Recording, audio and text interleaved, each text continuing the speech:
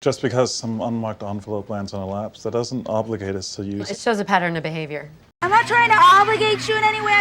Hey everyone, and welcome to TalkWord. This is the show where we get our hands dirty with English words and really break them down. Today, we've got a good one, a really powerful and important word, obligate. I mean, we've all been there, right? That feeling deep in your gut that you just have to do something. It's not really a choice, it's a duty. Maybe you promised a friend, or maybe it's a rule you just can't break. Well, guess what? There's a fantastic word that captures that exact feeling, and we are going to nail it today. All right, so let's get right into the definition. To obligate someone is all about binding them or compelling them to do something. And pay close attention to those key words, legally or morally. This isn't just a polite request, folks. We're talking about a serious, powerful force that pushes you to act. Okay, so how do we make a big word like this actually stick in our brains? Well, my favorite way is to play detective and look at its roots. So let's break it down. Trust me, once you see where it comes from, it'll just click.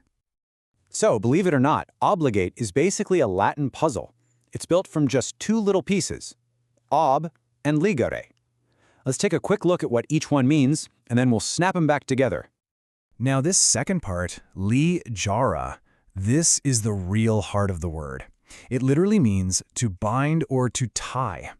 I want you to picture a rope. Seriously, that image of being tied to something, that is the absolute key to understanding this word. And here's where the magic happens. The little prefix "ub" simply means toward. So you take "ub," toward, and you add ligare, to tie. And what do you get? You are literally tied towards something. And what is that something? It's your duty, your responsibility. It all makes perfect sense now, right? All right, theory's over. Let's get practical. Where are you actually going to hear this word, or even use it out in the wild? Here we go, a classic example. You'll see this all the time in legal or business talk. That contract, it's the rope we were just talking about. It obligates the company. It legally ties them to getting those goods delivered on time. There's no wiggle room here. It's a formal, binding duty. But you know, it's not always about paperwork and lawyers.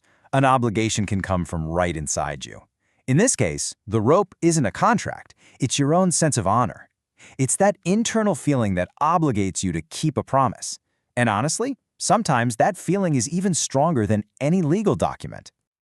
Okay, lean in for this one, because this is a mistake a lot of people make, so let's get it cleared up.